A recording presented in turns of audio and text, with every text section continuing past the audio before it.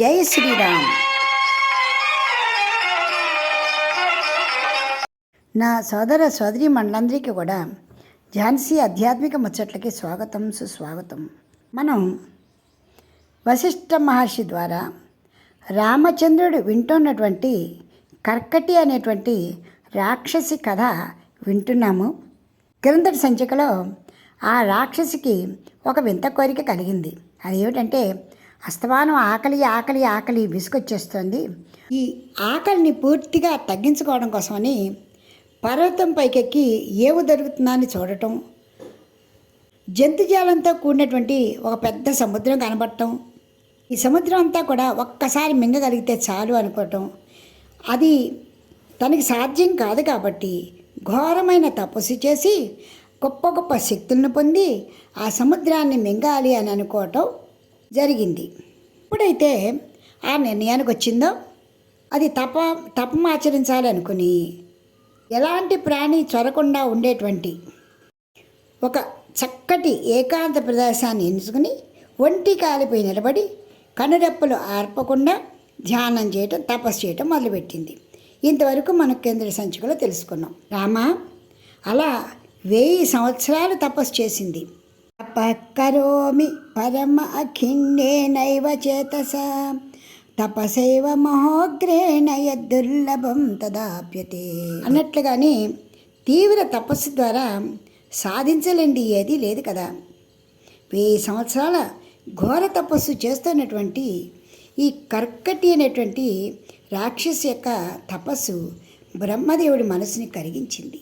చివరికి బ్రహ్మదేవులు ఆమె తపస్సుకు మెచ్చి ప్రత్యక్షమయ్యి, అమ్మా పుత్రి, నీ తపస్సుకు చాలా సంతోషంగా ఉంది. నీ అభీష్టాన్ని తీర్చడానికే నేను వచ్చాను. ఇక సమాధి నుంచి లే. ఆ మాట వినగానే ఆమె సమాధి స్థితి నుంచి బయటికి వచ్చి బ్రహ్మదేవునికి ప్రణామం చేసింది. అప్పుడు బ్రహ్మదేవులు, పుత్రి, నీవు ఏ కోరిక నిమిత్తం ఇంతటి ఘోర తపస్సు చేస్తున్నావు? నీ కోరిక ఏంటో చెప్పు, నేను తప్పకుండా తీరుస్తాను అని అనునయంగా అడిగాడు బ్రహ్మ. అయితే బ్రహ్మదేవుడికి ముందే తెలుసు ఈమె సముద్రమంతా మింగాలి, జంతుజాలాన్నంతా మింగేయాలి అని అనుకున్నదని. ఇలా ఈవిడ ఆకలి వేసినప్పుడల్లా ఒక్కొక్క సముద్రాన్ని మింగేసుకుంటూ వెళ్ళిపోతుంటే సముద్రాలన్నీ కూడా పోతాయి. సముద్రాలతో పాటు జీవకోటి కూడా నశించిపోతూ ఉంటుంది. ఇది సృష్టి విరుద్ధం కాబట్టి ఈమె కోరికని మరొక విధంగా తీర్చాలి అని ఆవిడికి మాయ కమ్మేట్టుగా చేశాడు. ఓ బ్రహ్మదేవ, నాకు అనంతమైనటువంటి ఆకలిని ఇచ్చావయ్యా. ఆ ఆకలి తీరే మార్గం కనబట్టలేదు. నాకు ఈ ఆకలి తీరి నేను తృప్తి పొందేటువంటి మార్గాన్ని చూపించు. ఈ ఆకలి బాధ భరించలేకపోతున్నాను, దేని మీద కూడా మనసు లగ్నం చేయలేకపోతున్నాను అంటూ స్థిర నిర్ణయాన్ని చెప్పింది రాక్షసి. ఈ ఆకలి బాధ తీరే మార్గం ఏదైనా ఉంటే ఆ వరాన్ని నాకు ప్రసాదించండి. ఎప్పుడైతే ఆ రాక్షసి అలా అడిగిందో అందుకు బ్రహ్మదేవులు కూడా ఏ విధమైన ఉపాయంతో నీకు ఆకలి తీర్చుకోవాలనుకుంటున్నావో చెప్పు, నీకు వరాన్ని ఇవ్వడం కోసమే నేను వచ్చాను, అడుగు అన్నారు. అందుకు ఆ రాక్షసి, నేను వ్యాధి రూపంలో ఉండాలి, ఇనుప సూదిగా ఉండాలి, కానీ జీవంతో ఉండాలి. అప్పుడు నేను అన్ని ప్రాణులందు ప్రవేశించి నా ఆకలి తీర్చుకుంటూ ఉంటాను. వెంటనే బ్రహ్మ, తథాస్తు, నీ కోరిక అట్లే అగుగాక. అయితే నీ కోరిక తీరే విధి విధానాన్ని చెబుతాను, శ్రద్ధగా విను. ఈ దేహంతో నీ కోరిక తీరదు కనుక నీవు సూక్ష్మరూపివై వాయువుతో కలిసి అన్ని ప్రాణులందు చేరి భక్షణ చేస్తావు. ఆ కారణంగా ఇకపై నిన్ను విషూచిక అని పిలుస్తారు. రోగరూపంతో ఉంటావు. అందుకు ఆ రాక్షసి, అయ్యా బ్రహ్మదేవ, నా కోరిక బాగానే ఉంది.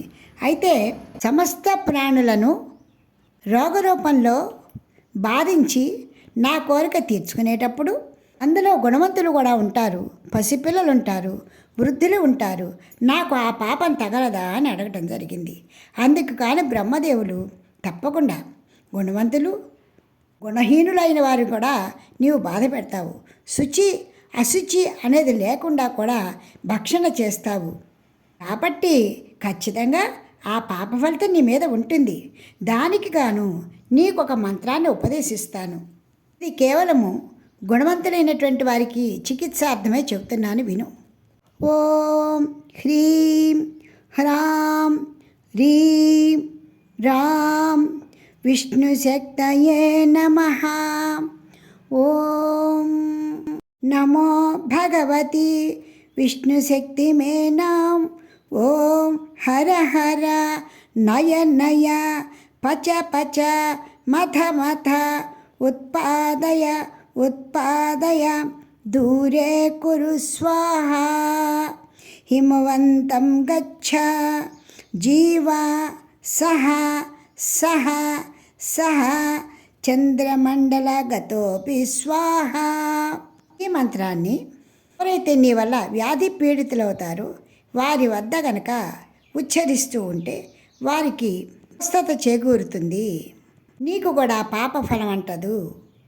ఇతి మంత్రి మహామంత్రం న్యస్య నామకరోదరే మార్జయ ధాతురాకారం తేన హంతేన సంయుతః హిమశైలాభిముఖ్యేన విద్రుతాం తాం విచింతయేత్ కర్కటీం కర్కశాక్రందాం మంత్రముద్గరమర్దితాం ఆతురం చింతయేచ్ఛంద్రే రసాయన హృస్థితం అజరామరణం యుక్తం ముక్తం సర్వాది విభ్రమై. ఆ విశూచిగా వ్యాధిని పారద్రోలిన మంత్రం యొక్క అర్థం ఇప్పుడు చెబుతున్నాను, వినండి. విష్ణుశక్తికి నమస్కారము. ఓ భగవతి అగు ఆద్య విష్ణుశక్తి, నీవు నీ అంశభూతమగు ఈ రోగరూప విష్ణుశక్తిని ఓంకారవాచ్యమగు కారణ స్వరూపమున శీఘ్రంగా ఉపసంహరించు. స్వస్థానమును పొందింపుము, మదింపుము. ఈ స్థానము నుండి దూరము చెయ్యి. ఓ రోగశక్తి, నీవు నీ స్వస్థానముకు హిమవత్పర్వతానికి వెళ్ళు. ఓ రోగి, పూర్వ దుష్కర్మల వలన నీవు రోగపీడితుడు అయ్యావు. ఈ మంత్ర ప్రభావంచే తిరిగి జీవన సామర్థ్యాన్ని పొందగలుగుతావు. అంతేకాదు, అమృతపూర్ణమగు ఆ చంద్రమండలంలోని ప్రశాంతతని ఆ ప్రేరణచే, అంటే ఈ మంత్ర ప్రభావముచే నీవు పొందగలుగుతున్నావు అంటూ మాంత్రికుడు భావన చేయాలి. తాను పొందుతున్నట్టు రోగి భావన చేయాలి. రోగి పీడితుడైనటువంటి రోగికి స్వస్థత చేకూర్చాలి అని అనుకుంటాడో ఆ మాంత్రికుడు తన ఎడమ చేతిపై ఈ మంత్రాన్ని వ్రాసి ఆ చేతితో ఆ రోగిని తుడవాలి. అంతేకాకుండా ఒక కర్ర తీసుకుని ఈ మంత్రాన్ని జపిస్తూ ఆ రోగి యొక్క శరీరం నుండి ఈ కర్కటి అనే రాక్షసి భయంకరమైన రోదన చేస్తూ హిమవత్ పర్వతానికి పారిపోయేటట్లుగా రాక్షసుని కొడుతున్నట్లుగా కర్రను కాదు. ఆ రోగి అమృతమయమగు చంద్రమండలంలో వార్ధక్య మరణ రహితుడై సమస్త శారీరక మానసిక వ్యాధిని విసర్జించిన వాడై విభ్రమ వర్జితుడై ఉన్నట్లు చింతన చేయాలి. అంతేకాదు, సాధకోహి శుచిర్భూత్వా స్వాచాంత సుసమాహిత క్రమేణానేన సకలాం ప్రోచ్చినత్తి విశూచికాం. అంతేకాదు, ఓ రాక్షసి, ఈ మంత్రాన్ని జపిస్తూ రోగికి ఏ విధంగా స్వస్థత చేకూర్చాలి అనుకున్నాడో ఆ మాంత్రికుడు కూడా ఎంత శుచి అయి ఉండాలో చూడు. అతడు ఏకాగ్ర చిత్తంతో ఉండాలి, బహు శుచివంతుడై ఉండాలి. ఇప్పుడే ఈ మంత్రాన్ని అనుష్ఠిస్తే ఆ విశూచిక వ్యాధి ఆ రోగి నుంచి బయటికి వెళ్ళిపోయి ఆ రోగికి స్వస్థత చేకూరుతుంది.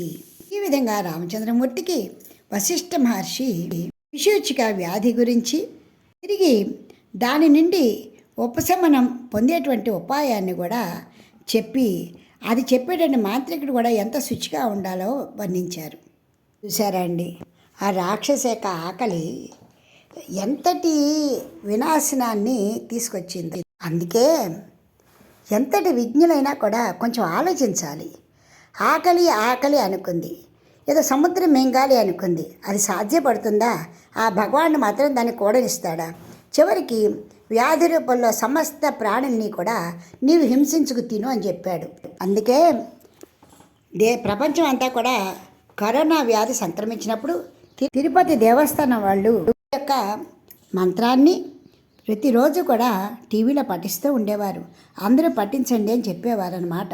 ఓ రామ, ఈ విధంగా బ్రహ్మదేవుడు కర్కటి అనేటువంటి రాక్షసి అడిగిన కోరిక తీర్చి దానివలన జనులు బాధపడతారు కాబట్టి తిరిగి మంత్రాన్ని కూడా ఉపదేశించి ఆ మంత్రం అంతా కూడా ఆకాశంలో సంచరించేటువంటి సిద్ధులందరూ కూడా గ్రహించేట్టుగా చేసి దేవతలందరి చేత కూడా నమస్కరింపబడి తిరిగి ఆయన తన బ్రహ్మలోకానికి వెళ్ళిపోయాడు. విన్నావా రామ? మూఢబుద్ధితో సూచి రూపాన్ని విచారించలేదు. తను ఏదో సాధించాలనుకుంది. చివరికి సూచిగా ఒక సూదిలా ఉండాలి, విసూచిలా ఉండాలి అని అనుకుంది. దానివల్ల ఎన్ని ఇబ్బందులు వస్తాయో, తాను అడుగుతున్నది తప్ప ఒప్ప అనే ఆలోచన కూడా దానికి లేదు. దానికి కారణము అది కోరుకున్న కోరిక సృష్టి వినాశనానికి కోరుతుంది కాబట్టి బ్రహ్మదేవుని దయవల్ల ఈ సూచిగా అది మారబడింది. విసూచి కోరిక ఎంతటి అనర్థాన్ని తీసుకొచ్చిందో చూసావా? ఆ విధంగా కోరేటువంటి వాళ్ళకి అనర్థాల గురించిన ఆలోచనే ఉండదు, పోరాపర విచారణే ఉండదు. క్షుద్రబుద్ధి గలవారు ఎంత తపస్సు చేసినా చివరికి కోరేటువంటిది నీచ వస్తువులనే. రాక్షసి తన తపస్సు చేతనే సూచికి నీచత్వాన్ని పొందింది. ఇదంతా విన్నటువంటి రామచంద్రమూర్తి ఆ కర్కటి అనే రాక్షసి ఏ విధంగా జనులని హింసించి తన ఆకలిని తీర్చుకుంది అని అడిగాడు. వచ్చే సంచికలో అదంతా కూడా తెలుసుకుందాం. జై శ్రీరామ్. ఇప్పటికి స్వస్తి. మీకు ముందుగానే చెప్పాను, ఇది యోగ వాసిష్ఠ రామాయణంలో ఉత్పత్తి ప్రకరణంలో 3వ అధ్యాయంలో ఉంది. కర్కటోపాఖ్యానంలో మీకు ఈ మంత్రము ఇవన్నీ కూడా దొరుకుతాయి. జై శ్రీరామ్. మీకు ఈ వీడియో నచ్చితే లైక్ చేయండి, షేర్ చేయండి, సబ్స్క్రైబ్ చేయండి.